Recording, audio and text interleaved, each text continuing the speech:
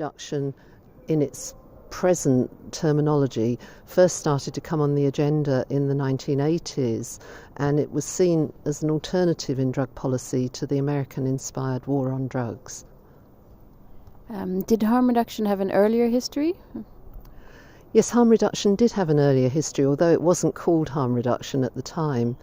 In Britain, from, the 1920s at least, and earlier as well, doctors were able to prescribe morphine and heroin to drug users if they weren't otherwise able to modify their drug use, if they just couldn't give up. So that had been a kind of leading principle in British drug policy for quite a long while.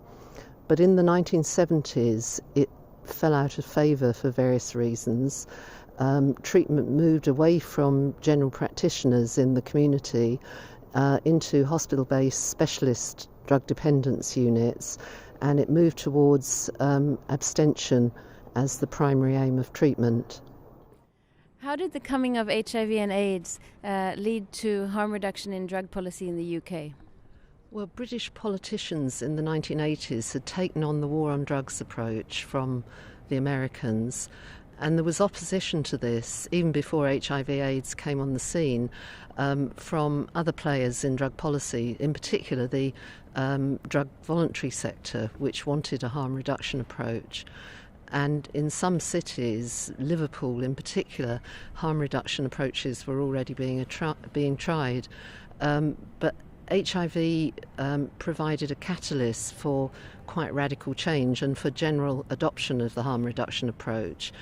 The discovery that drug users in Edinburgh were HIV positive, or a large proportion of them were HIV positive in 1985, when the HIV tests first became available, raised fears among the government and the population at large that drug use might be a conduit for AIDS spreading in the population as a whole. A government expert committee, the Advisory Council on the Misuse of Drugs, produced a report on AIDS and drug misuse in 1988, which was forced change, and it talked about what it called a hierarchy of objectives. So there could be different objectives to treatment, and one of those objectives was harm reduction. There was research done, research into pilot needle exchanges, which also helped to change the opinion of politicians.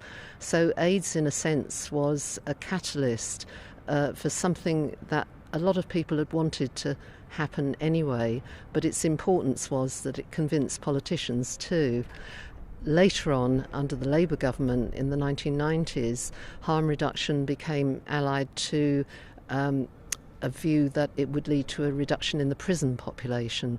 So harm reduction and the use of methadone was seen as an alternative to prison for drug users. What happened in other countries? Well, harm reduction became an international movement through the international conferences and the International Harm Reduction Association, but it didn't didn't get adopted in all countries. In the United States, for example, there was a racial dimension to harm reduction, and black politicians accused advocates of harm reduction of potential genocide by advocating the distribution of needles. Countries like Russia too haven't adopted the harm reduction approach, and also countries in the Far East as well.